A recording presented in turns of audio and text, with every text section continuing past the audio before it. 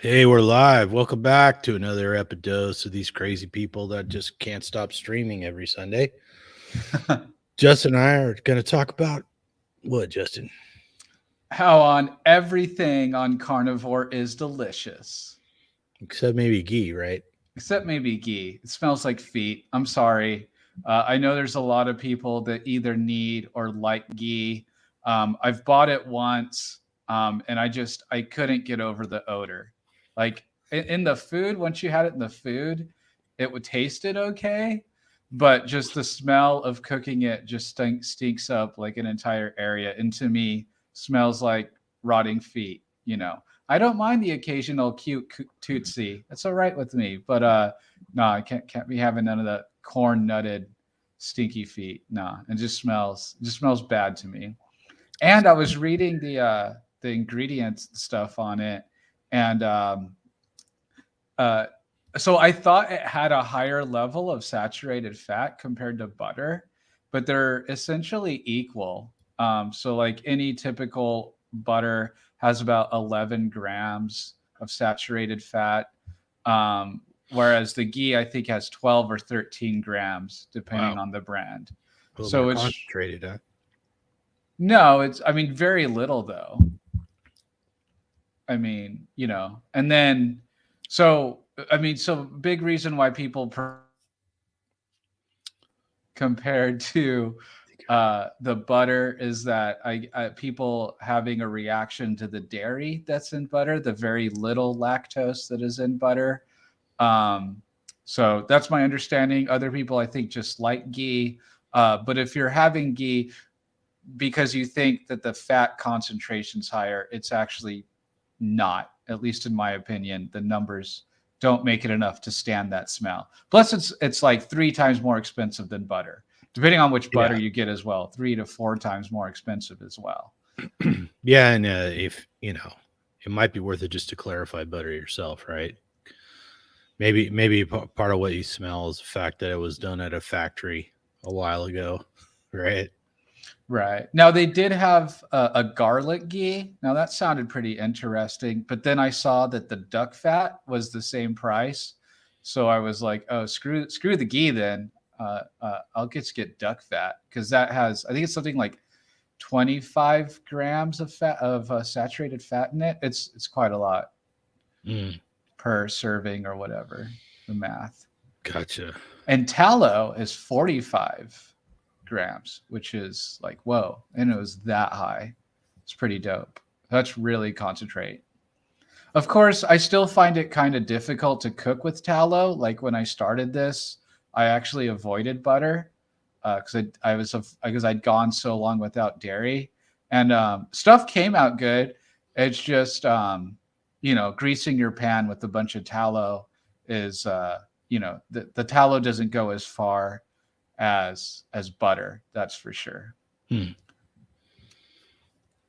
Well, you want to share some photos and talk about how great the food tastes? Sure. All right, let's pull something up here. Sharing Oh, screen. what's your opinion of ghee, Tom? What do you think about it? Yeah, I'm kind of with you. I didn't, I didn't really take to it, So I didn't see the value in it. Like you said, it's more expensive than butter. It's essentially clarified butter, right? So it's like, well, I don't know. And people suggested it, and I tried it. I only bought it store bought like once, and I was like, meh, not for me. But a lot of people grow up with it and they're used to it. So A lot of people grow up with it. I've never heard anyone growing up with ghee. oh yeah, well, I mean, certain parts of the world it's really common. Uh, I think like in yeah, India, it's like really, really common. And there's a right. lot of I think, I grew up, they called it clarified butter and so I mean certain recipes called for it or it was often used for dunking your tasty lobster into, things like that. So There you go. so Speaking anyway. of tasty, so we got up on the screen was actually from breakfast this morning. That is actually a grass-fed organic ribeye. They were 25% off at the local hoity-toity organic market. So I was like, you know Hmm. what? Treat yourself.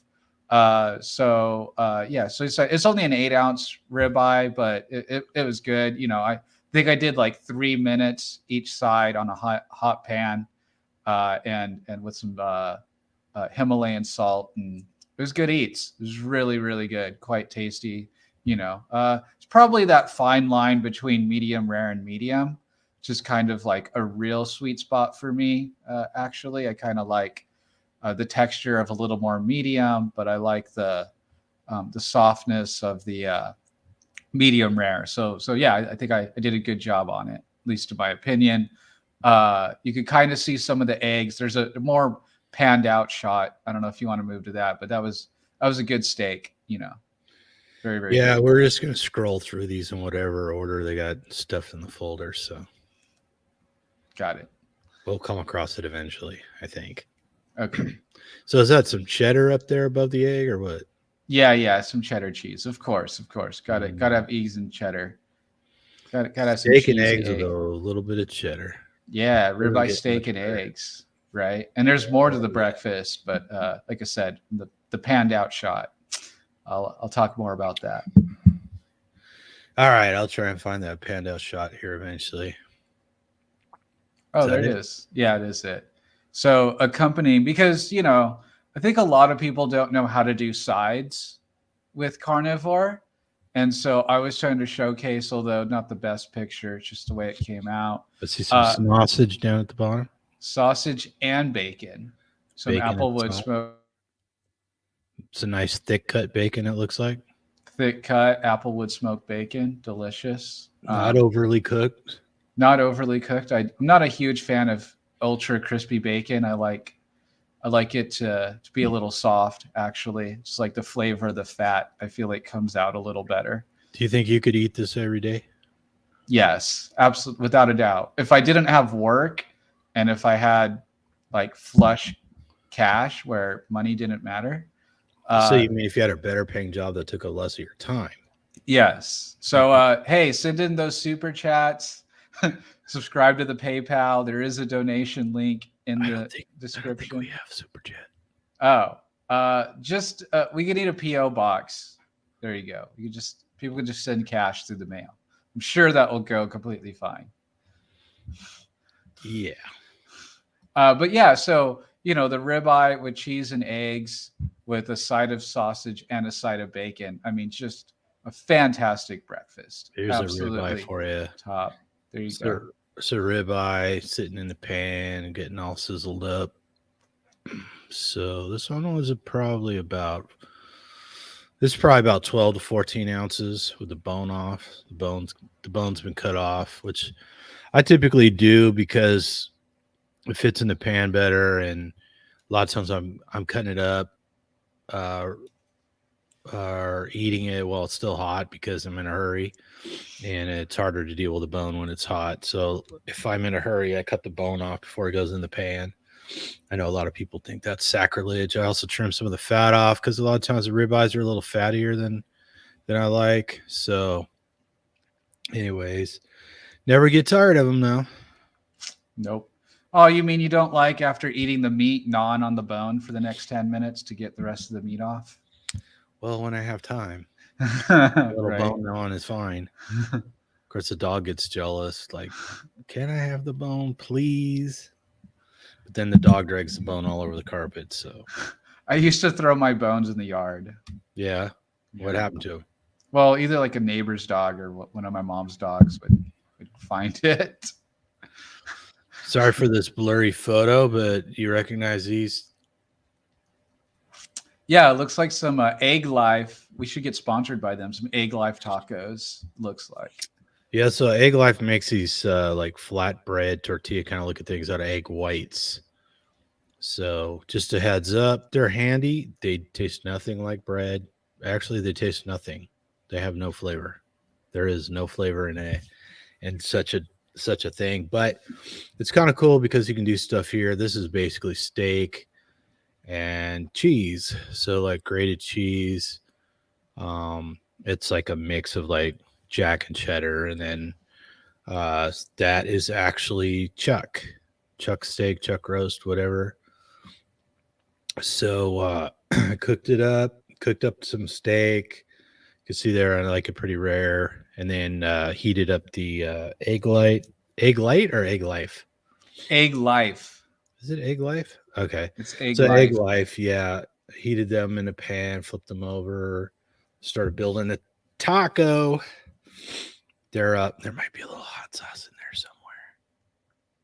Just saying. Yeah. Hey Justin, let me rub it in. You recognize this? Flying Dutchman from In-N-Out. Ooh, I am much angered towards you. Yeah. So Flying Dutchman is just meat patty and cheese. So you can go to In-N-Out. It's a pretty big chain in California. Been here since like the 40s or something like that. So it's a fast food place, and they don't list this on their menu. They have this secret menu. Their menu tends to be very simple, but if you know the secret menu, which anybody can Google, you can order stuff like this. But anyways, you go to any In-N-Out and say you'd like a Flying Dutchman, and I think they're well priced. I want to say they're $3 a piece now or something like that. Maybe And it's what, 2 patties? How many ounces do you think each patty is of it? I looked it up and somebody said they're only 2 ounces a piece. Oh, all right. So each one of these is 2-ounce patties with cheese. Next time I get some, I'll try and weigh them so I get some idea. At least I'll know how much they are cooked, because I was kind of surprised that their patties were that small, but it's entirely possible. So right, yeah, because I think like a McDonald's quarter pounder, it's 2 patties, right? Yeah. So those patties are 2 ounces each either as well. So maybe 2 ounces is pretty standard for a sort of a medium size hamburger patty. So if you wanted a pound, you'd have to eat 2, 4, 6, 8, 8 Flying Dutchmen for a pound of. Well, meat? each one of these is 4 ounces. Each one is a total of 4 ounces, right? Right. So 2 of them is 8 ounces. And how many ounces in a pound? 16. So you need 4 Flying Dutchmen. Yeah, that's what I said. Is it now? All right. But you didn't get the grilled onions. Yeah, you can do them with grilled onions. It's quite good. This is just steak with Parmesan and goat cheese on it. Highly recommend it. Interesting. Absolutely. A little French. This looks like a French dish. Whatever. It looks like something that you would order at you would order at a fancy restaurant that would cost you like $35. Oh, at least, yeah. Especially if I made it. So, again, completely delicious. Could eat it every day.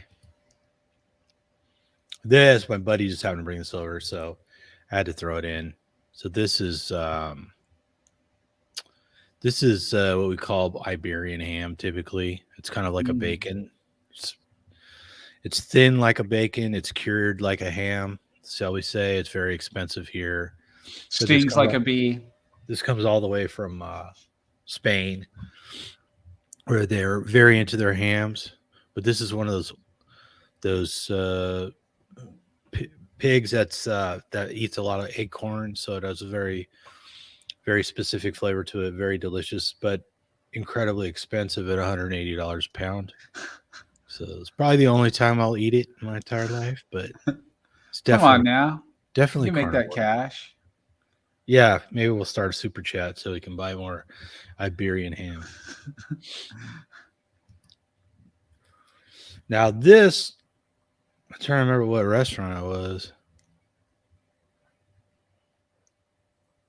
God. Was it? But it's basically, I ordered a big hamburger. I don't remember where it was.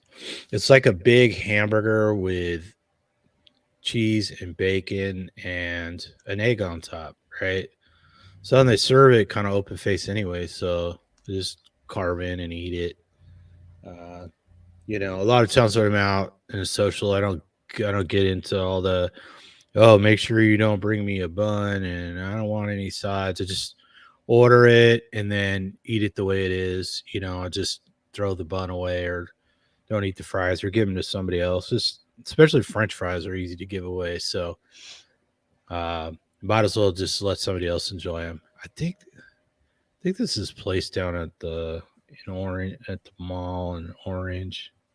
Can't remember the name. It's kind of a Western themed place. I think that's what this is. Is it Claim Jumper? This could have been Claim Jumper. Yeah, because the thing does kind of look like it ends in Jumper, doesn't it?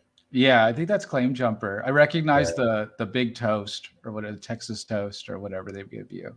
I The think that's garlic toast. I think it's just a hamburger bun. Oh, never mind then. I think you're But yeah, right. you're right. That's probably what it was. It's Claim Jumper because that's probably what Yeah. that little symbol right there is. So, anyways, yeah, you go out to eat. You don't necessarily have to. I mean, this is a good amount of food right here. You didn't get the $50 beef ribs? So good. Apparently not. Settled on a burger. Trying to remember why. Well, I mean, that's what's kind of nice about Carnivore is that you can kind of go to a fancy restaurant, and a fancy restaurant $20 burger is actually pretty damn good. Like, right. There's some tasty burgers out there in the world. Like, they'll be like, "Oh, you're just gonna get a burger. I feel so bad for you," and it's like, "Don't feel bad for me. It's delicious." I don't know what you're talking about. This is actually what I want. Yeah, I bumped into a friend at a friend's birthday party. Hadn't seen him in a few years. This was a couple of years ago, and he's, we were talking, and and it came up, and I'm like, "Oh yeah, I just eat meat now." And my arthritis gone and all that. And he's like, "Oh man, I really feel bad that you had to go to those lengths." And I'm like, "No, it's pretty good. I like it." So anyways, yeah. What in holy hell is this? Explain this bizarre picture. Yeah, these are Justin's homemade chicken wings with the Foodie grill, the Ninja Foodie grill. I love it. Yeah, they're just This is an chicken air wings. fryer, right? Yeah, it's an air fryer. The chicken wings are just from Sam's Club. You can get like a mad bag, like 10 pounds for like, I don't know, $16 or whatever it is. When they're in stock, right? When they're in stock, yeah. I love making them. I use the Primal. It's called Primal Kitchen barbecue sauce. You have some barbecue chicken wings, and they make it. I usually use them as a side. Like I don't usually munch down chicken wings as a meal, but I'll have like some steak and some chicken wings. Yeah, and stuff. I'll do that typically. So, do you put the sauce on them before you cook them? No, I just dip them after. So, what do you do to the chicken before you put it in the air fryer or anything? I throw on some seasonings. Yeah, I season them. Yeah. And then you put them in the air fryer, and how long does it take? So it's at like 500 for like a half hour. Just so Wow. they're nice and crisp. Yeah. Well, you got to understand. Remember, I'm the one that got taken down by a small bird, by a chicken. mm-hmm. So I've got a bit of paranoia about getting the salmonella. Salmonella. Gotcha. Yeah. All right. And this, I just thought I'd throw this in there. This is actually a chuck steak or chuck roast, depending on how you feel about it. It's like an inch and a half thick, and it weighed, I think it was roughly 3.5 pounds, and that's a 12-inch skillet. But anyways, I bought it and I was eating it. And I was like, man, this chuck is better than I remembered. Every once in a while, chuck has part of it's pretty tough, but only part of it, and the rest was just delicious. So I had bought some ribeyes because they were on sale, and they were I picked through them. They were kind of on the fattier side than I like. So I thought, well, I'll just get this piece of chuck, which is leaner. And then instead of, just eating 2 ribeyes, I mix the chuck with the ribeye. To kind of lean it out a little bit. It was great. And in fact, I wound up using the same chuck for those tacos. Nice. Now, how long did you cook that chuck roast? Vehicle. There you go. For the only acceptable carnivore vehicle. So I get the pan hot so it's sizzling, and assuming the meat is room temperature, it's something that thick is I'm only going to cook for maybe 3 minutes aside. Really? So Yeah. you're pretty close to that medium rare then on the inside. Oh yeah, I like it just a little seared on the outside and then rare in the middle. And so normally when it's like a normal cut steak, which is usually under an inch thick, then Mhm. that's maybe 2 minutes aside. If it's a real thin steak, it might be a minute and a half or a minute per side or something. You're What's not afraid of catching nothing? You fine? not with beef now. Right. Yeah. For those who aren't from the States, you may not know this is an Oscar Mayer Wienermobile. Yeah. So Oscar Mayer is a real common brand of hot dog here. They make other cold cut site lunch meats or whatever. So I didn't even realize I threw this one in here. But yeah, they advertise by driving around in a giant hot dog car. How cool is that?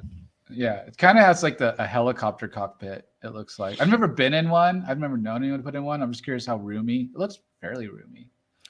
Yeah, you know what? I called them real quick.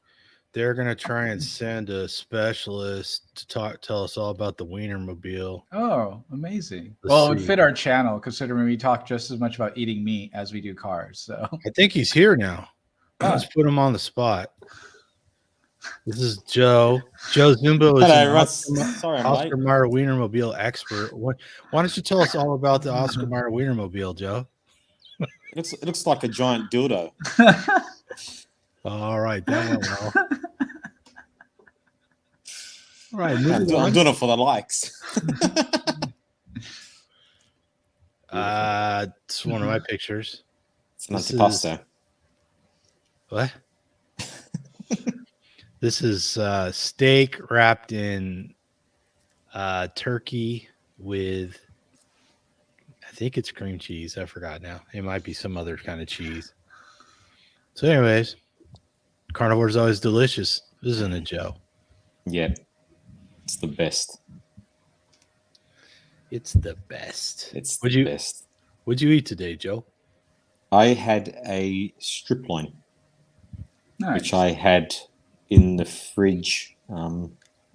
I'd salted it, put it in the fridge for 24 hours, uncovered, so that way it sort of dries it out a little bit, and then took it straight out of the fridge and cooked it, and it was absolutely beautiful. I watched this video from this chef, this French chef that lives in America. He's got a really weird accent, but he said to cook the perfect steak, try this. And I thought, I mean, we're always told as chefs to take it out, bring it up to room temperature, don't salt it before you cook it. So I thought I'd give it a go, and it was absolutely beautiful. Very tender. Let it rest for 10 minutes, and then, smashed it. Well, wow. We got the peanut mobile in here, too. The Lectin Mobile. The Lectin Mobile. Huh. Yeah. Imagine that. Oh, yeah. This was a chili pastrami. Now, was this before or after the meal? Just kidding. Nah. What could be better than a chili pastrami cheese? Peanut butter. The peanut butter? It's chili, man. Oh. Is that chili? That's chili. Right. Isn't it meant to be red? What? What'd you say? Isn't it meant to be red? Well, if you use kidney beans, it doesn't have to be red. No, this is a meat chili. It just happens to be. It's probably the lighting. There, a lot of times the cayenne pepper and stuff, it's more of a brownish color than a reddish color. It kind of depends on the brand. Yep. And then when you cook it, it gets a little browner. So, how do you go with chili? Does it affect you? It doesn't bother me at all. I don't like black pepper. Doesn't agree with me, but chili powder and hot sauces doesn't bother me at all. Love it. What about you? Don't Justin? really eat a lot of it, but I love it. I haven't had the opportunity to make a chili. I never really ate a lot of chili before Carnivore. And Tom's been bogarting his recipe, so he hasn't told me how to My make favorite chili. is to make it with it's ground beef and seasoning and stuff like that. But then I like chunks of steak in it. That's Yeah. the best. How about some hot dog? Oscar Mayer in there. I haven't Try tried that. I ranch. put it on a hot dog for sure. Yeah. Yeah, hot dog. The unsung hero. I've showed this picture before. You guys know what it is though? Isn't this the chicken feet or the pig's feet or something? This is pickled pig's feet. Pickled Yeah. pig's feet. Yeah. It's Still delicious. haven't done that. Haven't taken, like, it's just, I don't know. Not ready, I guess. What's it Oh, what's taste it like? You know, it's got that. It's pickled, so it's got that sort of vinegary sort of flavor to it. And it's seasoned. There's all kinds of seasonings in there. It's delicious. It's tender. You know, it's kind of like a ham with a little bit of vinegar to it. You know, Mm. it's delicious. Oh yeah, we've got a story to tell. We've hit the pig pictures. So I was coming out of the gym the other night, and lo and behold, there was a big black pig running around in a It's not shopping that center. big. No, it's not huge, but He's what, a pot belly pig, right? It's not like a wild pig. well, I don't know because we have wild pigs that look exactly like this, but Mm. considering it wasn't biting anybody, and no, it wasn't a pot. Didn't appear to be a pot belly at all. Mm. He's probably about 50 pounds or so. So Oh wow, he's bigger than he looks in the picture. I guess black is slimming. yeah, well, you got to remember these are freaking sturdy animals. So they're very, pigs, healthy pig, they're very big in the front. There's a lot of muscle in the front, They Mm. have kind of big shoulders, big chest. So it's kind of deceiving when they're stepping on your feet, though. You learn real quick how heavy they are. So, anyways, came out of the gym, which is in a strip mall right next to a major supermarket, and this darn pig was running around, and one of the guys that worked at the gym was kind of trying to corral him because he was chasing people. And he gets up to you and he pushes you and pushes you and pushes you and pushes you, and he's like relentless. And so, everybody's like a little leery of a strange pig because we do have a lot of wild pigs, and there's no guarantee it's somebody's pet, and even if it is, there's no guarantee it's not going to bite you or something. So Now, do pigs roam in packs? Like, is there a danger of there might be like a papa pig or like a mama pig or something? well, so the male pigs, once they're 2, 3, 4 years old, they tend to leave the family, which is typically the pack or family we call a sounder. And you can see there how broad he is across the shoulders. Yeah. Right. So, anyways, so the adult males tend to be solitary, but then the females and the young males tend to travel around, and that could be 10 pigs easy, sometimes more, sometimes less. But somewhere I'd say, typically you see them. There's typically at least a half dozen to a dozen pigs traveling together. So yeah. It's the males, the adult males that are really aggressive. Right. So Yeah. now I'd like to point out that we're trying to keep this pig from getting run over in traffic or Turned into perhaps bacon. jumping on a child or something, because this pig was aggressive. And so I had some groceries in the car, and the first thing I gave him was a piece of string cheese, which he politely took and then walked over and put it down and came back. So then I started feeding him ham. And yes, that's a picture of a pig eating ham. You evil person. You are what you eat. Isn't that true? Yeah, it's probably the perfect food for a pig now, if you think about it. Right? Well, considering they'll eat anything, and they have been known to eat their own, it's not that far off. Yeah, that's some premium Black Forest uncured ham. So he was eating good. He's probably twice as strong now. But he did look delicious. Didn't want to eat him because I didn't know if it was somebody's pet. But anyways, yeah, that once you've been up close to a pig like that and see how big the head is and the shoulders, you're like, wow, this is a stout animal. How old do you think that this is a juvenile though, right? I'd imagine this was at least 2 or 3 years old. Hmm. So, but he did not have big tusks. So there you go. He's kind of a. That was at nighttime, and this guy was moving around all the time, so it's hard to take pictures of. Looks but like a razorback. he was he ate several pieces of ham. This is what And he that, looked and that like was the later. pig after it. That was the pig after Tom took it home. This is the next day after a long smoke. Yeah. First we ate the tenderloin, then we ate the ribs. The legs are still curing into ham. The feet are being pickled. So Where was that yeah. at, Tom? This actually I think was at Lucille's. Oh, I hate you. No, This is so good. because it's the wrong kind of plate now that I think about it. Oh, The Lucille's to the plate Google has a pig Docs. on it. So this must have been that other Western place. Yeah. A little bit of St. Louis ribs. that's what I cooked today. Oh, Yeah, yum. St. Louis. Now we're talking. Yeah, I was telling these guys, I mean, I've fallen into a rut.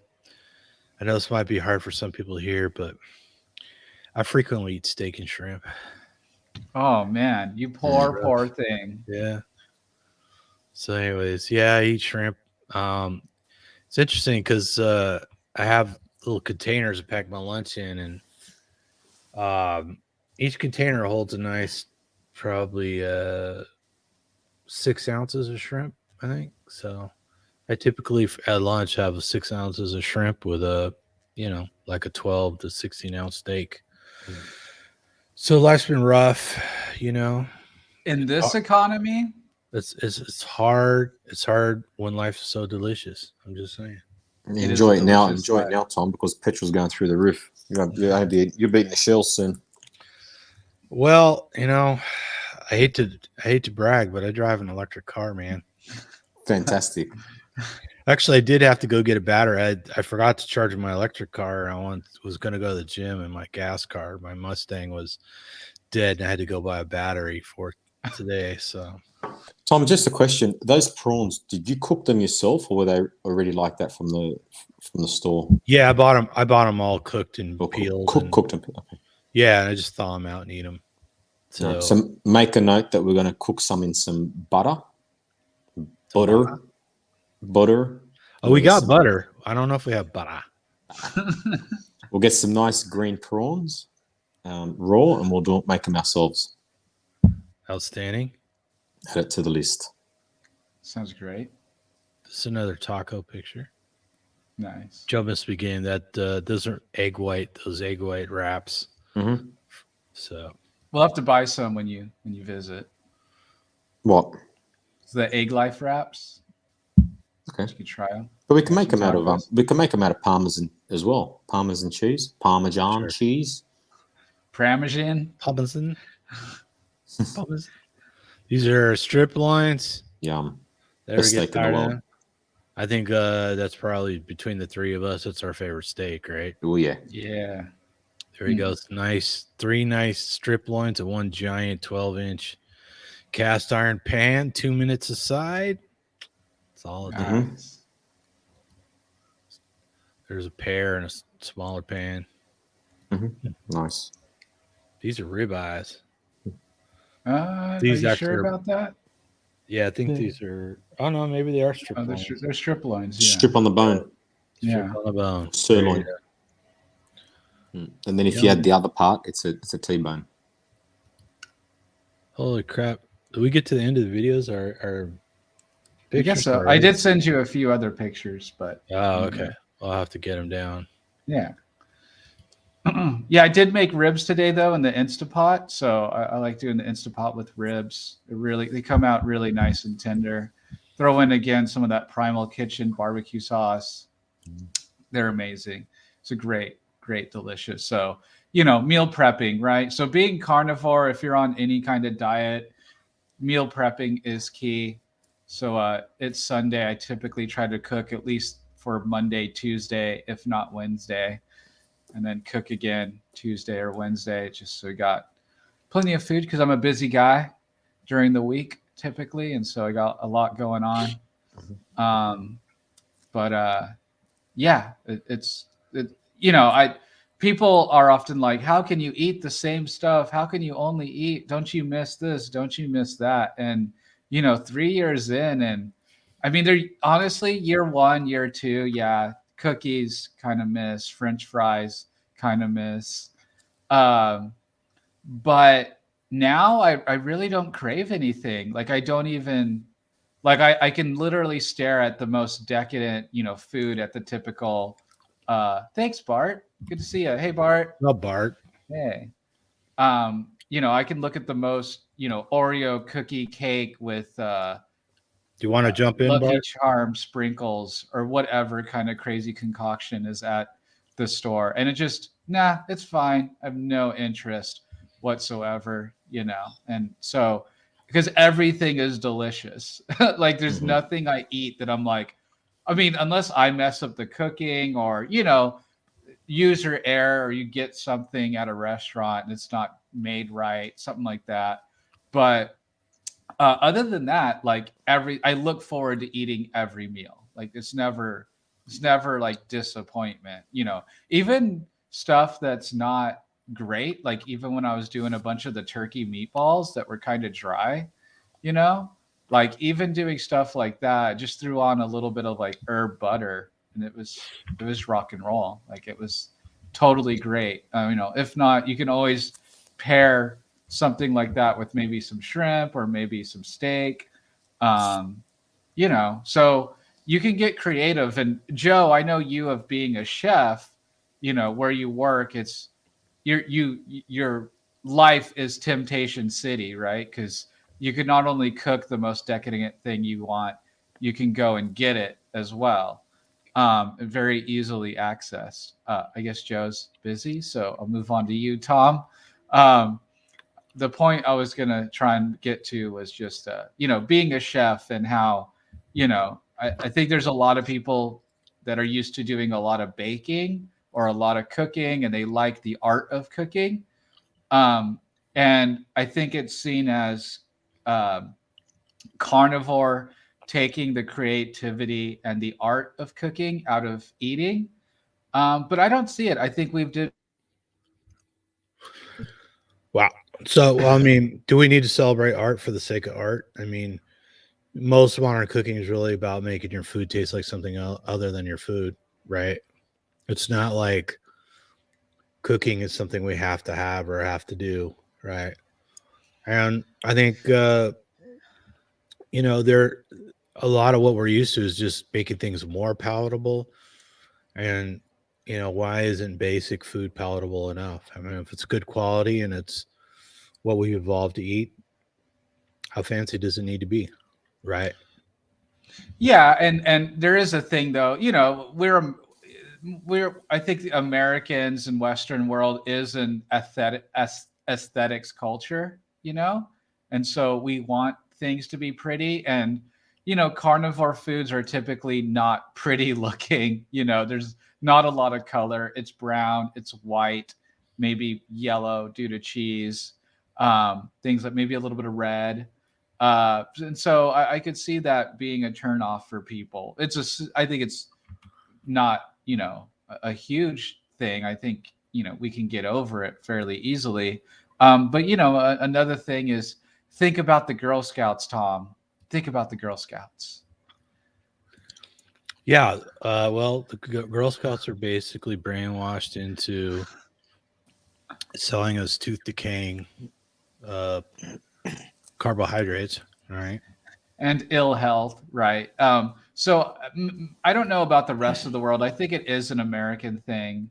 And I don't know if I feel like it's more of a California thing, really big, but I don't really see it so much out here in Missouri, or maybe it's just different season or whatever. But man, it is. You don't see what Girl Scouts? Well, I just don't see them selling. I don't see them at the corner of like every market with like a little stand and everything like that. Really? Yeah. As like in California, it'd be like every supermarket, there's some Girl Scout troop. Yeah. It's just not like that here. And like I said, maybe it's a different part of year or something like that. They do it. But man, like, even my work, they're all talking about Girl Scouts, you know, and I think one part is supporting the troops, supporting someone's daughter, all that stuff I get, but can't they sell something more useful than the cookies? I don't remember going gaga over the cookies. There's literally people I know that like wait Right. every year to go gaga over this or that Girl Hey, Scout Joe. cookie. Yeah, Joe, do you have Girl Scouts in we do. Aussie? Yeah, Do they and sell Boy, cookies? and Boy Scout. Yeah, look, it's really died off here. Used to be quite popular when I was a kid, and I think as time has gone by, you know, social media and that, the kids would rather stay home and play on their iPads than go out and be a part of the community, part of the internet community. Yeah, it's really. There used to be scout halls everywhere, and they still do exist, but the numbers really are very low. Maybe they sell their Girl Scout cookies online. Never actually see them. They just get Yeah, drop possibly. shipped. Yeah, possibly. So yeah, I mean, It's not coming. you know, That's it. I'd love to support, you know, I think it's a healthy thing for girls to learn some survival skills, do some camping, get a little dirty in the right way, kind of stuff like that.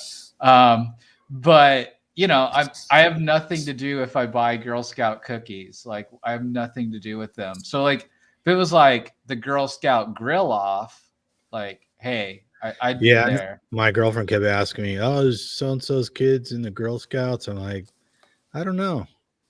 I knew she wanted me to go get cookies for her, but I just kept blowing her off. I knew she'd. I mean, like you said, yeah, every supermarket or whatever, there's some kids parked out front selling cookies right now. So most of my friends' kids are actually the way into sports. It seems like every time I talk to them, there's one of them's got a game that night. So I figured, they're probably, if they're playing sports all the time, they probably don't have time for scouts, right? Right. Yeah. Well, I mean, it's just kind of this whole cultural thing, right? Of like I mean, I'm sure I remember having to do the stupid thing where for your school, you have to go and sell candy, like door to door or whatever. Yeah. World's finest chocolate. What the hell was that? I can't remember.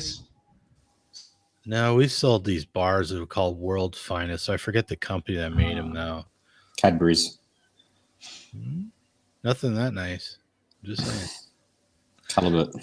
Doesn't anybody remember those candy bars? They're kind of. I have to look it up. Maybe they got bought out by somebody. I thought every school kid had to sell them. But I mean, that's. I mean, we could all see how this happened, but in a way, it's like kind of like programmed to eat stuff like that, right? Girl Scout cookies, candy bars, and of course, throw in Halloween, Christmas. What's the Australian equivalent to Thanksgiving Day? Do you have one? No. They don't even have Boxing Day like Canada. Yes, we do. Oh, yeah, Boxing Day. That's it. Yeah, the 26th of December, day after Christmas. There you go. They got Boxing Day. There you go. Yeah, we got New Year's Eve, Christmas Eve, obviously, Christmas Day, Boxing Day, New Year's Eve, New Year's Day, Australia Day. There's like Labor Day, Queen's birthday. Not that anyone really gives a stuff; they just want a day off. Right. Yeah. But yeah, and so all the holidays are tied to sweets and carbohydrates. Yes. Birthdays, of course. Which might not be too bad if you weren't eating them every day in between, right? Easter, the chocolate bunny, right? hot cross buns. Yeah, we actually. I don't know if they're the same as yours, but like, does yours have candied fruit in it? You can get them with candied fruit. You can get them with just sultanas, or you can get chocolate ones now. What's a sultana? What's a sultana? Are you joking? No, I have no idea what a sultana is. Look it up.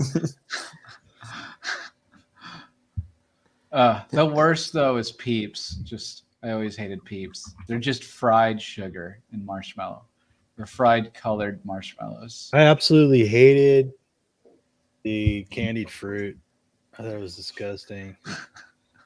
So does your hot cross buns actually have like a frosting cross on top? Yes.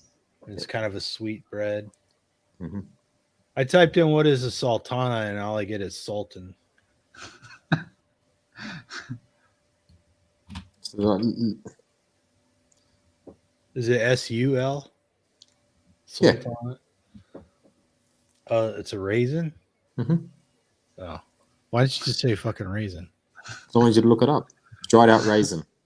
Oh. Wait, aren't raisins dried out? Yeah, is that what a raisin Like, is? but they're tiny, tiny in there. Like a dehydrated raisin, not just dried out. Got it. So, learn something new every day. I hope I make it on Jeopardy or something so I can pull that one out. So it's kind of like a raisin bread then, I guess. Is there cinnamon? Like sugar? No, not that I know of. Not that I can remember. It would the closest I could approximate it was like, imagine you took like one of those, is it King's Hawaiian sweetbread rolls, and you put candied fruit and raisins in it, and then put a strip of frosting in the shape of a cross on top. It's disgusting. Sounds about right. It's very sweet. Well, in Mexican culture, they have benuelos, which is fried like tortilla or dough, topped with sugar and cinnamon. Mad good, I remember. Honest AF is here. Howdy. Hey, Honest. Are you being honest AF? Are you telling lies? So, do they still eat figgy pudding down in Australia? I'm sorry. Nobody eats that stuff, right? Figgy pudding. Figgy pudding. No. No. Just meat pies and Sausage rolls. Vegemite. Vegemite. Sausage rolls. Oh, you guys want to hear something funny? So Yeah, I'd please. ask my grandma for like a Chips Ahoy cookie or an Oreo, and she'd tell me, go get a Newton fig Newton. A Newton fig, because it's Fig healthier. Newton? Yeah, a fig Newton. Which is just a cookie. It's totally not healthier. Well, It's fresh. I don't think it's even fresh. not here or not.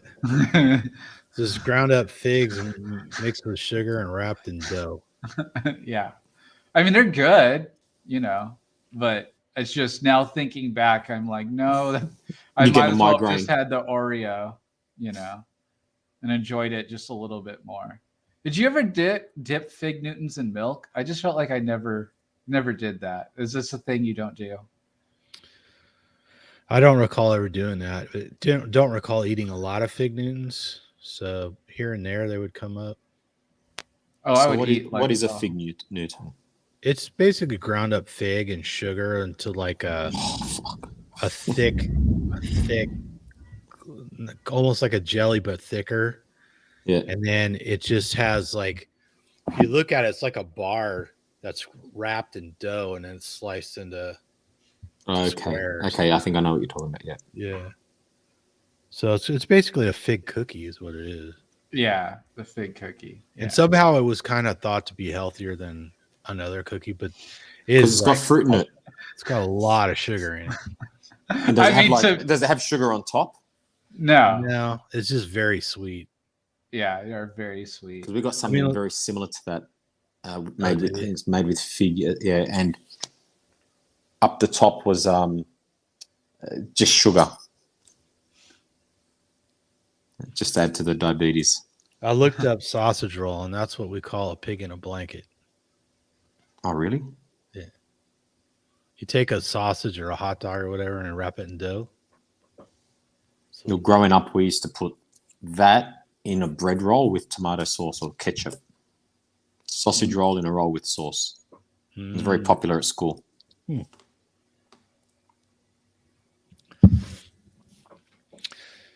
Let's see. Yeah, it's kind of like a junior hot dog. Well, what are the croissants? What is it? The commercial you buy the Pillsbury Doughboy like biscuit thing, and you make like the hot dog croissants or whatever. I never did it. I think I had it like once. Mm. Yes. So we don't eat them anymore. No, we do not. How much sausage do you eat these days, Joe? How much sausage? Yeah. Look, if I'm getting it from Norm, I know they're quite good, but yeah, look, not very often, to be honest. I just like a nice steak Is and some lamb. I like lamb as well. is a sausage typically pork? Like you can get pork, beef, but then we've got Italian sausages are very popular here, which are a pork sausage. Are they Some made do from pork actual and- Italians? They're made by anyone. No, no, from all the mafia hits.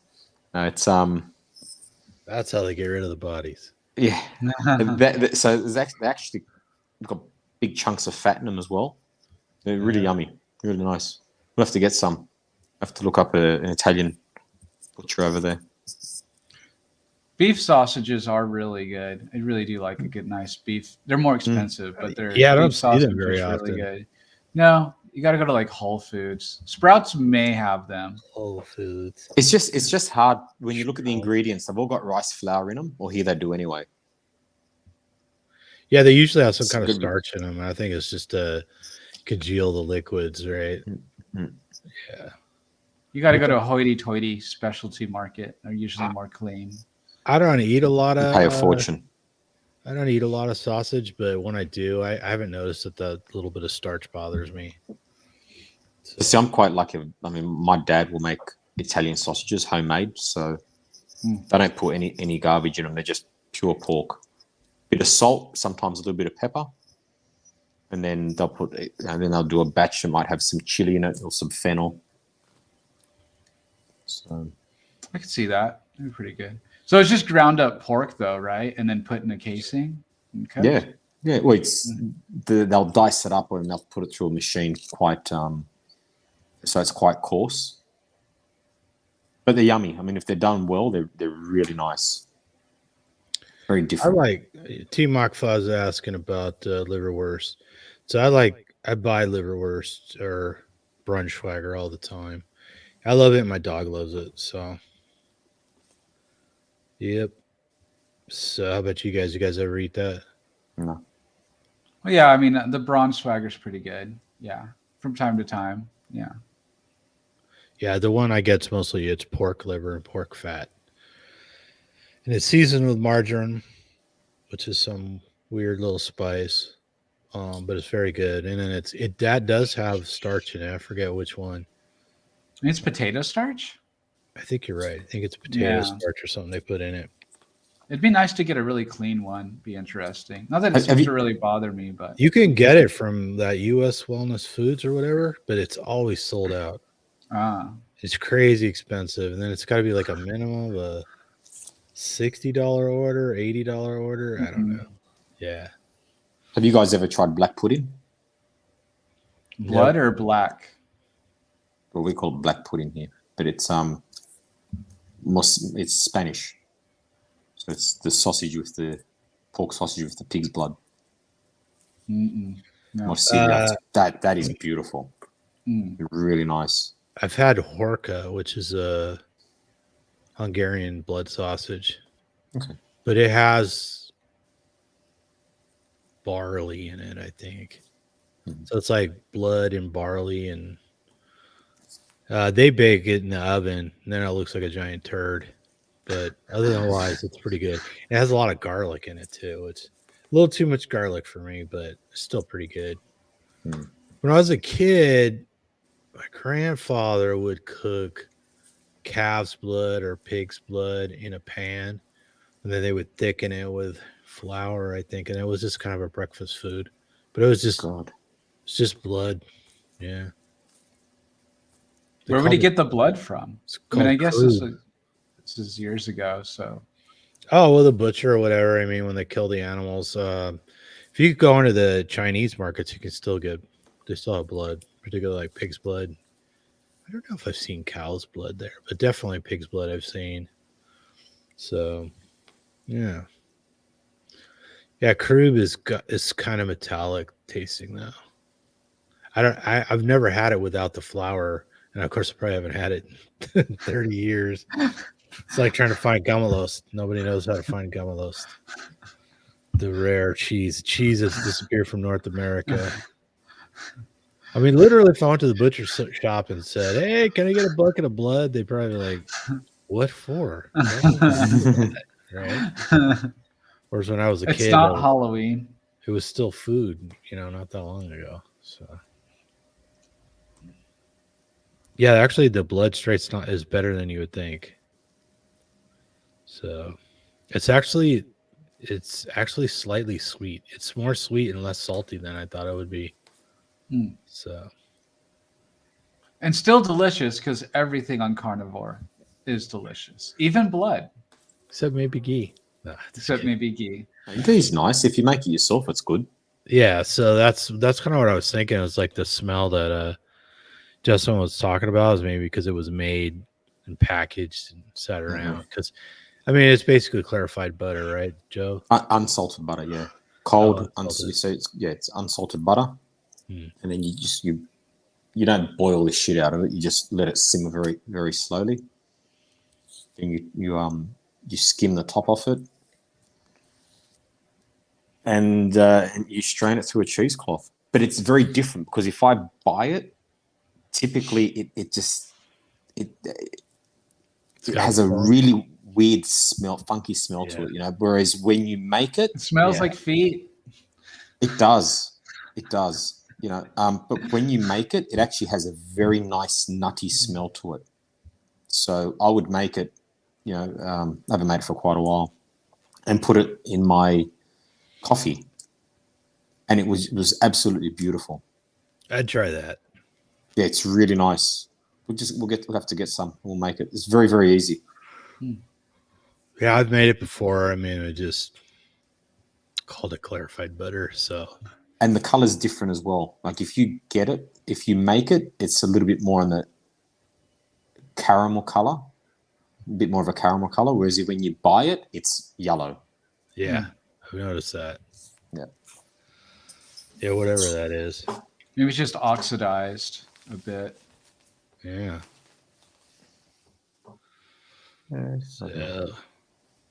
So what holiday do they eat the most junk food in Australia? What holiday? Yeah. Oh, they don't need a holiday. They just eat it all the time. Yeah. Holiday. Look at McDonald's. It's packed all. It's packed from morning till night. I mean, that's really what's happened is the treats became the normal, right? They're not course. special anymore. It's 24/7. I mean, I'm telling my son to eat a piece of fruit, because it's good for you, because it's like a piece of fruit now is a treat for my son. So, but, slowly he's learning. He's eating a little bit more meat now. That's good. Yeah, but it's just it's crazy. I mean, again, you see delivery drivers delivering McDonald's and KFC, at 1 o'clock in the morning. I mean, it's insane. People are getting KFC at 1 o'clock in the morning. Well, there's not. I mean, the McDonald's. Hey, they could just be getting a bunch of quarter pound patties. No, Or a McRoyal, or what's it called in Australia? a Mac what? Royal. A Royale with cheese. We've got Big Mac, I think that's McFeast. Europe. Yeah, What was it? A Mac what? Big Mac, Then what was the other one? McFeast. It's a Even McFeast. even if it's still on the menu. Is that like a combo? No. It's the name of the burger. It was beef patty, lettuce, tomato, cheese, and their special sauce. Oh, okay. So it's just a Big Mac minus the other. Well, no, Big Mac is two two burger beef patties, patties, right? which really, I mean, if you look at the size of the Big Macs here, you think you're having a cheeseburger. They're tiny. So they use the same size buns now for everything. Mm. So yeah, it's So a McFeast was just a cheeseburger. With a bit special bigger sauce. with special sauce. Kind of So- sounds like the Big and Tasty over here. Oh, maybe. But again, I haven't bought McDonald's. I mean, I'll go and buy burger patties if I'm in a rush and I don't have time to cook at home. But as far as a burger, it's been many years since I've had a burger. Solid burger. Yeah, me too. I mean, I think the last I had was quarter pounders with bacon and cheese. Their cheese is awful. Like I pretty much just like can't stand the taste of their cheese anymore. I don't even remember it. It's been so long. And you know what? I got nothing against McDonald's. The reason why I don't go is the line is so long. Of McDonald's? Yeah. Wait, And but it's you so live in crap. the state of In-N-Out. What do you mean the McDonald's lines are long now? Oh yeah, they've been long for years. Like the one near my house, there's a McDonald's and a Taco Bell right next to each other, I think. And like I drive through that parking lot, and I'm like, holy cow, how long does it take to get an order here? You know, it's like that all the time. Well, the ones where I used to live in California, they had the double drive-through. So they had the so where there was two and they would merge into one. Yeah.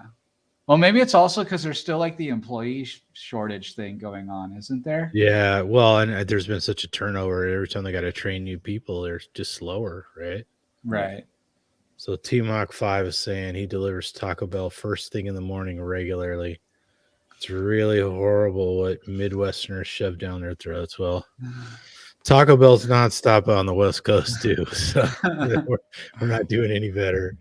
So yeah, now fast food is insane. I mean, and then I don't know if I mentioned this before, but there's a coffee place that opens called Dutch Brothers, and I guess they're known for their pastries or something. I don't know. I don't even know what's on the menu there, but on the weekend, the line goes down the block and then comes up and wraps around into the parking lot, and there's a bunch of people standing around outside. It's a little tiny building, like, you know, maybe small Starbucks size, and it's freaking packed all the time. I don't even know what they have there besides coffee.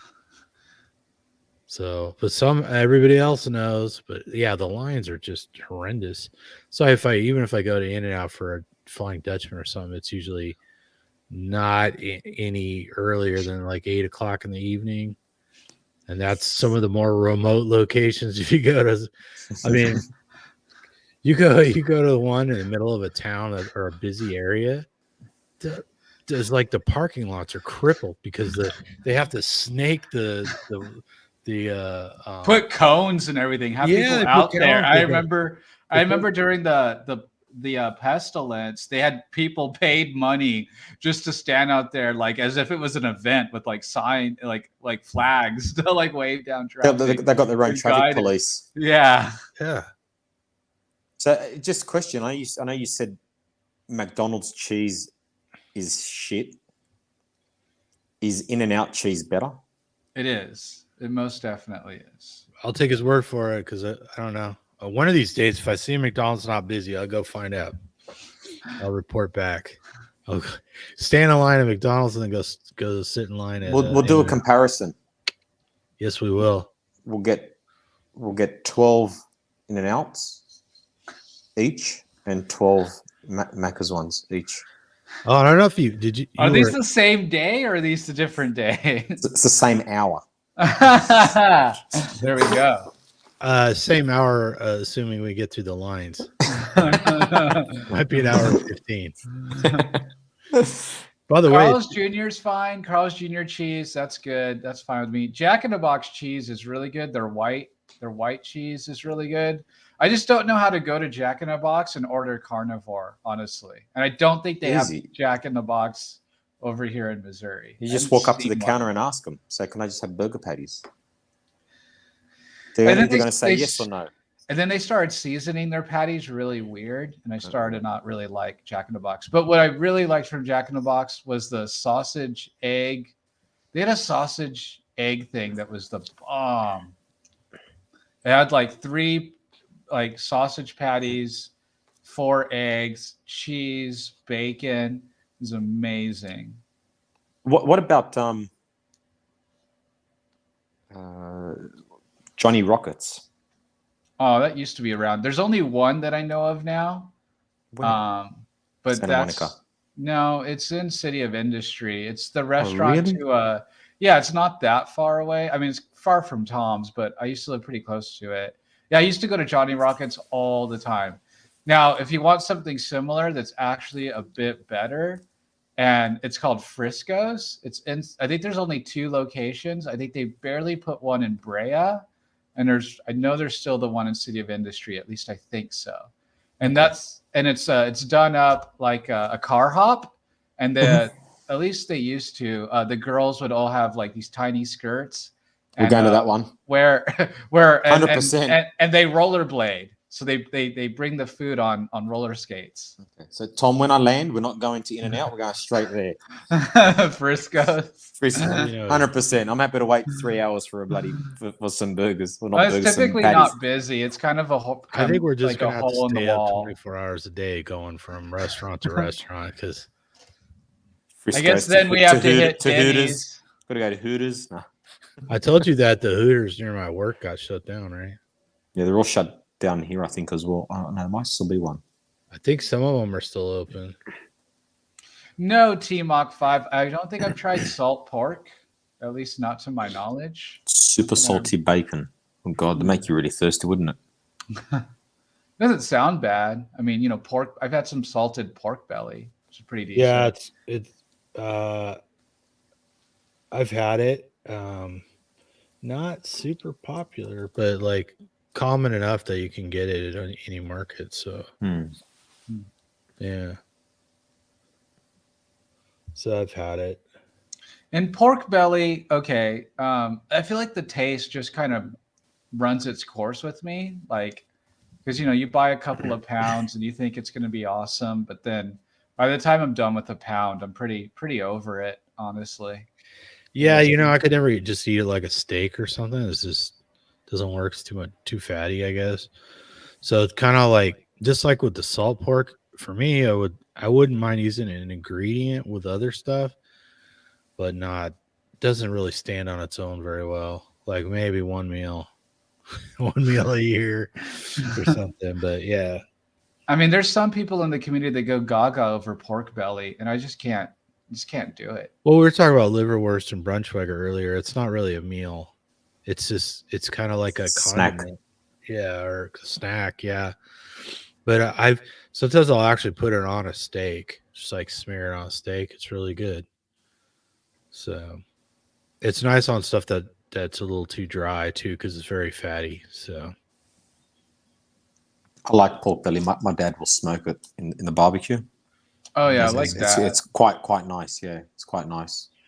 Do you ever eat a big slab of it, or you just eat little pieces of it? No, I'll eat a nice piece. Yeah, but I mean, it's typically not very fatty. The one my dad will get. But then there are times I'll get pork belly that's just fat. And it's pretty much eat it and run straight to the bathroom. Yeah. This is straight through you like a coffee. All right, so Joe, give us a rundown. What is your top 3 favorite carnivore foods? And you can't say strip loin 3 times in a row. No. Strip loin is number 1, without a doubt. Much better than a ribeye.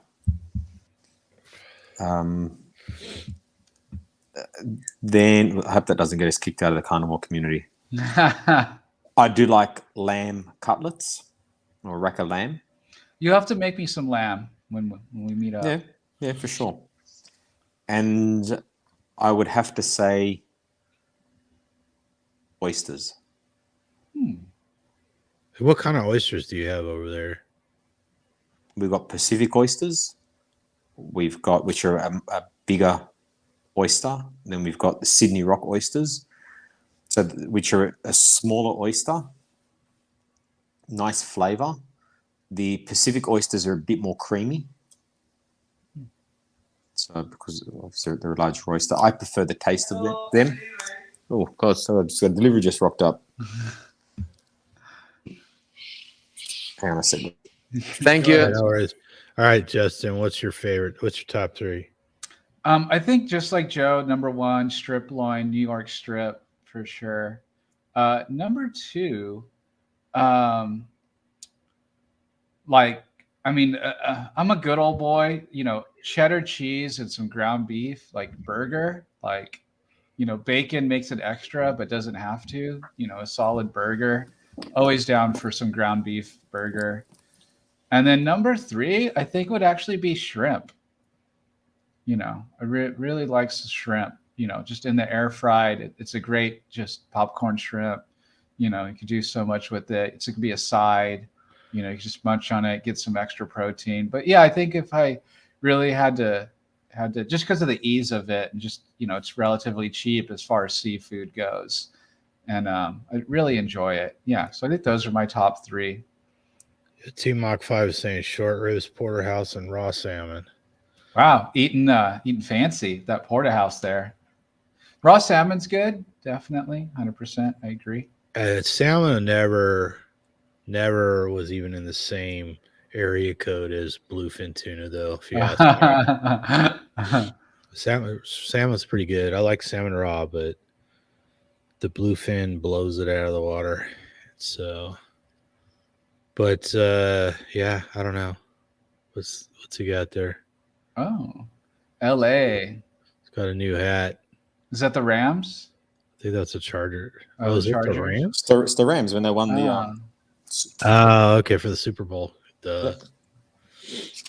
Cool. Of course, he doesn't even live in this country, and he's got one for. He's the first one to get one.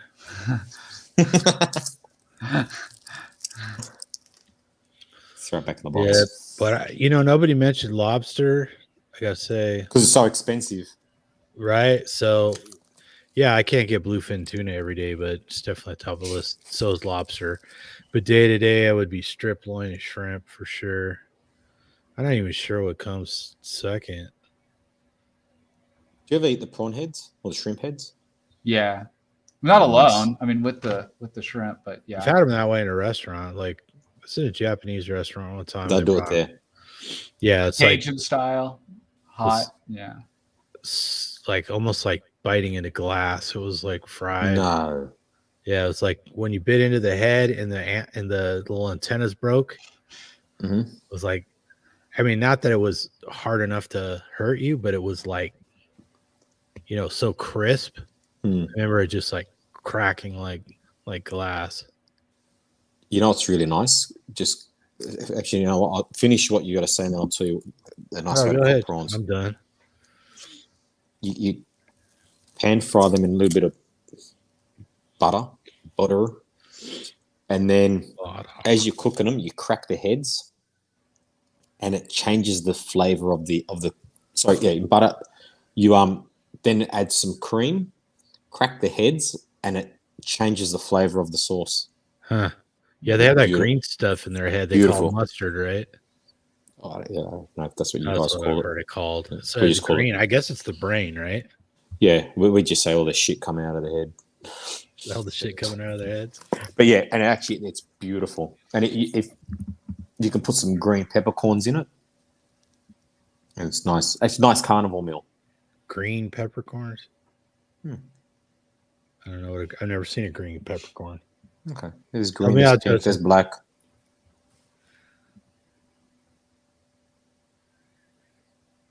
Targeted keto or carnivore. I don't know what that means. Targeted carnivore. I don't know. Nope. We'll have to look into it again. Target? You eat keto, but you can only shop at Target. Right. Gotcha. I feel bad about that. The meat shelves have been quite bare lately over there. Target. So, Joe, do you like raw oysters as well, though? I know you like them cooked with butter. But... No. Tom likes them cooked in butter. I like them raw. I like them raw. Yeah. I mean, another way you can do them is It's called oysters Kilpatrick. You can do oysters Mornay. That's a good carnivore dish because it's just cheese, cream cheese, and some Mornay sauce. Then you finish them off under a salamander or gratinate them. But oysters Kilpatrick. The only problem is that you use Worcestershire sauce, so it's like a spicy, peppery kind of sauce from England. It's hard to explain the taste of it. It's very unique. We call it Worcestershire, but it might be pronounced Worcestershire. Yeah, we have Worcestershire sauce. Yeah, but I mean, if you look at the ingredients, it's quite high in all the stuff that we shouldn't eat. It's made at least the one here. Anyway, it's made out of putrefied anchovies and stuff like that. I don't know. Yeah, it's anchovies and what else? Like it sits in a brine for like years. Okay, so Ken just wrote, adding in carbohydrates at certain times, like workouts. No, I don't do any of that. I've tried adding carbohydrates in at workouts. I didn't notice any difference. So. Yeah, zero. Yeah, it's a curious thing. It seems like some people get some benefit from it. So, yeah, I'm not opposed to experimenting with stuff like that. I just never found anything because I'd heard people talk about it before, and it's not uncommon for people doing workouts or wrestling or whatever to pound some carbs right before they start. But I didn't notice any difference. So. I think if you've been doing it long enough, you don't need to, because your body would just loves running on protein, fat, all that kind of stuff. If you're doing something like a ultra marathon, like Zach, I always bring up Zach Bitter, right? This guy who can run 100 miles. So I'm sure he's talked about taking in some carbohydrate during that, but whatever he takes in, about 50 grams, he said, per I think it was every hour or so, which is really nothing. It's really nothing. Yeah, considering what he's burning. Yeah. I wonder how many calories that guy's going through in a run. Oh man, it's got to be in the tens of thousands. So Timmy's asking what we combine with liver. I'm still trying to find the right combo. Doesn't taste like dirt. Well, that's one of the things about the Braunschweiger. They've seasoned it so the liver tastes good, and of course it's pork liver, which to me tastes better than beef liver. And of course, chicken liver has like a super mild flavor. So, and chicken liver is actually really cheap usually. So, as far as really seasoning at home, like when I was making pate from scratch, it was salt and marjoram. I think just like in the Braunschweiger. So, you guys find any magic way? I know people soak liver in vinegar or milk overnight to change the flavor. No. You guys got any secret sauce for the liver? I mean, my guess is how come you're eating liver? What are you trying to accomplish by eating liver? That's my question. My liver experiment has just been raw, cutting that up in the little 1 ounce. Just eating it raw is the least offensive way. Yeah, it really is. It's not bad raw. A chunk of it. It's frozen, whatever. Yeah. See, I love liver, although I don't have it all the time. Well, I used to eat it quite a bit. Beef liver? Yeah, calves liver, yeah. And I would just put it in the pan and that was it. Put it in the pan, seal it, or sear it on either side. Typically don't overcook it. Bit of salt and away you go. And I really enjoyed it. So I've made hamburger patties with a little bit of liver in it and then bacon and stuff like that. Like you put a little in there, you don't even know what's in there. So it's a matter of degree, right? So if you want to get it in for the vitamin A, just find ways of working it in, I'd say. Yeah, like I said, raw. I think turn into some ground beef, mixing it in with something. You really don't need a lot. I mean, you really shouldn't be having any more than like an ounce a day. Yeah. If that. Half ounce to an ounce a day. Putting limits on us now, Justin. Well, I've just read so many stories of people eating like 5 ounces or whatever a day, and they end up with vitamin A like toxicity or getting Really? sick. 5 ounces? I've never even seen that story. I'll have to look. There's like Crazy. several people in many carnivore groups getting severely ill, having vitamin A poisoning. So, yeah, I really wouldn't do any more than an ounce a day, like at max, and probably only do that for like a couple of weeks because you should not stay continually vitamin A deficient.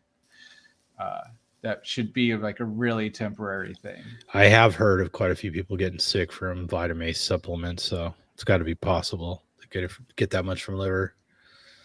That'd be interesting to just compare what's in a typical vitamin A supplement to what's in a typical liver. That'd be interesting. We'll have to do that. Get right on that, Justin.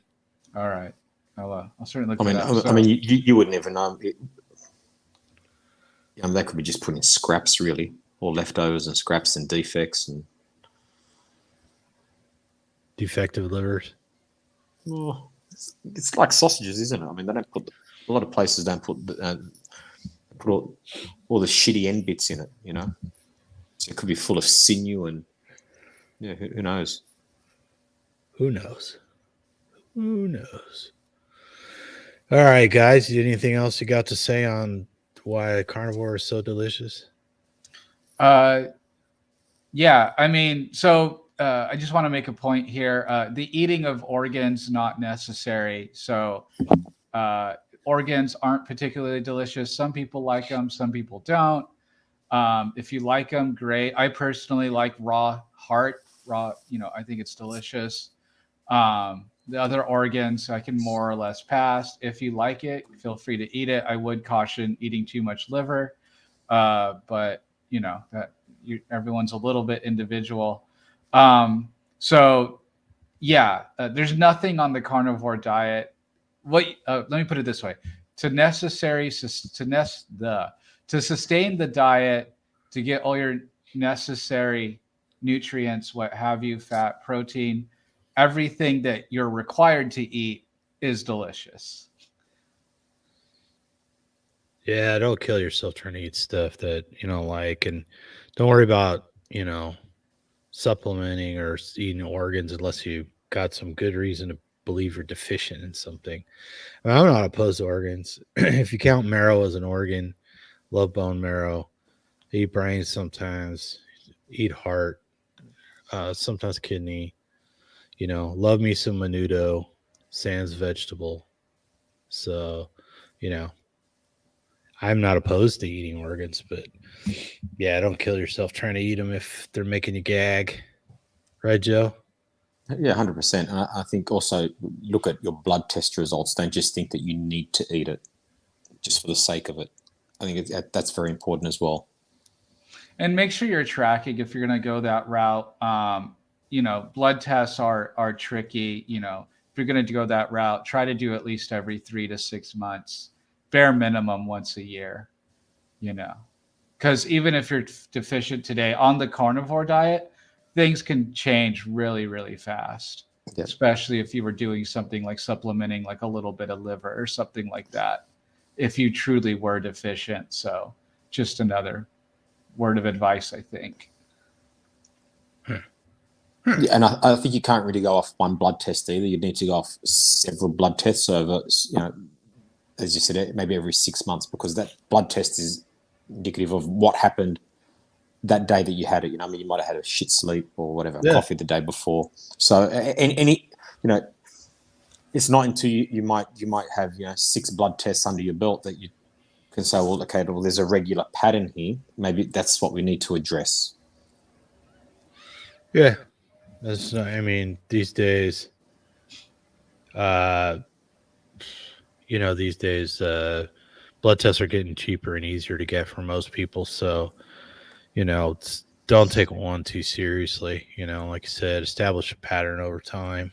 So, Jose Mama, see previous video. Maybe we can link it in here or something. Can you pull that up? Maybe you could throw it in the chat real quick. Our Frank Tefano one that we did recently. Yeah, go for it. Okay. What do we think about what do I think about Frank Tofano's diet? I'm not sure what he's eating right now. Yeah, I think know. yeah. I don't Look, have an opinion. yeah, yeah. I wish him well. Good luck, Frankie. I don't really watch any of his stuff. I actually don't watch any of his stuff. So Yeah, I never really watched him. I watched, I think there's better people to watch in the community. Sean Baker, Bart K. definitely. There's a lot of influencers, right? But not everyone. I like to think we do a pretty decent job. But I think the people that are throwing in the fruit and different things like that, I think they've lost the plot personally. So Yeah, he's eating a ton of carbs. You wrote, yeah. Look, if that's what tickles his fancy, then good luck to him. It's not going to change the way I eat. And, yeah, and who knows what Frank's gone through? He could have some underlying medical issue that he's not even aware of yet. So you gotta do what you got to do, and a little bit of carbs isn't going to kill you if you're real healthy anyway. So. And I guess if you're quite active as well, I mean, whatever carbs you ingest, you're just going to burn off anyway. Yeah, it was like Ken Wang was asking about targeted and all that, and eating carbs for workouts. And I've seen, bodybuilders and stuff cramming carbs down their throat while they're working out. So, it's not a foreign concept. I didn't find any benefit to it, but some people probably do. So we're all a little different, and a lot of that has to do with what we've been eating for the last however long we've been alive. Mm-hmm. Versus now, and there's bound to be some genetic variation, but more importantly, there's probably some epigenetic response to what we've done in our lifetime and even our parents. So anyways, yeah, and it's different for somebody who's 25 and a few pounds overweight, and somebody who's 65 and been on all kinds of diets that cause metabolic dysregulation and epigenetic responses and stuff like that. So, the needs or the difficulty in achieving goals is going to vary from person to person. Some people just barely try keto and get right where they want to be, and other people have to really dial down and figure out what's going on. It's just how it is. And a lot of people got to carnivore because they were really sick for one thing or another. Justin had his migraines, been in a couple of car accidents. Joe had just gotten out of the insane asylum after stealing some very expensive bicycles and threatening an entire species of magpies. So that's very. Actually, you know what? I actually turned to carnivore for athletic performance. That's the honest truth. Because I was keto and stumbled across Tristan Haggard, who posted something about Sean. And I thought, who's this weirdo? And clicked on. I thought, well, this is quite interesting, and from there it sort of progressed. I thought, wow, this, look, athletic performance for me, I've seen big improvements on carnivore. Without carbohydrates, right, Joe? Yeah, look, I've done some really big rides, very, very intense rides as well. And people say you lose your top end, and I find that to be absolute bullshit. In fact, I found my top end speed and power increased, and that's not me thinking that it just increased. I've got a power meter on my bike that actually tells me my actual power numbers. Right. And I can actually see the data there and go, okay, well, yeah, I am improving. Yep. That's now, Tom, I did put that Frank Tofano. I guess I can't chat. I can't post things in the main chat. I think you have to. Really? Yeah. Wow. So I put it in the back chat, but you have to put it in the front chat. You can see it, but you can't comment to it. I can see the chat, but I can't put a comment on the chat, the main chat. Yes, you can. No, we can't. You're right. We can't. Yeah. Yep. We're not important. Not as important. You're not privileged. I think I would have to come up on the video. There you go. Like open YouTube Yeah, so I'll just put a link in the chat there. We were watching one of Frank's videos and just kind of talking about it. So Jose, Just one more- maybe you're interested in watching. So just one more point going back to the exercise. Uh-huh. The beauty about carnivore is that it allows you to recover and train every day. Yeah. So you will see improvements, but at the same time, I mean, you need to put in the work as well. You put in the work, you'll see the rewards. I mean, don't just think that because you're in a bunch of meat, all of a sudden you're going to start out sprinting everyone on the bike or out running everyone or lifting more weights. I mean, you still got to work at it. But the thing is that you can do it every day. You recover. Your recovery is much faster. Yeah, that's an important thing to point out, right? Your people's goals are different. I mean, like your goal was athletic performance. Take somebody like our friend Emily, you know, she lost 100 pounds in a year, right? And didn't work out at all. Right. And I don't think she got on carnivore because she wanted to lose weight. She got on carnivore because she was having trouble walking and she's bipolar and, you know, it turned out she had MS. And she just tried carnivore because her brother suggested it and thought she might feel better. And, you know, it was like a miracle. And that's like a really rare sort of example. It's like a super extreme example. But she definitely got what she wanted out of it, right? And that's very different than like Joe wanted to do long rides or me wanting to lift more, you know? Or Justin to want his head to stop pounding. So, yeah. All right. Anything else to say about delicious carnivore? It's delicious. Try it out. There's many people doing many creative things in the carnivore community as far as food. If there's a favorite dish that you're craving, I damn near guarantee that there's a way to make it carnivore and still meet your goals. So there's no excuses. No excuses. Right to the extreme. All right, guys. Thanks everybody for joining us. Hope you enjoyed it. Send the link out to somebody else that might enjoy it for. Help us grow the channel. Leave us comments. Hit the old like button because it'll be on YouTube. People can go back and watch it later. So we appreciate all the support and all the friendly folks that show up. Thank you. Thanks again. And we'll be here next Sunday, same time, same bad channel, same bad station, same bad time. So until next time, eat some meat, feel better. Whatever you do, don't Don't fall down the the carb hole.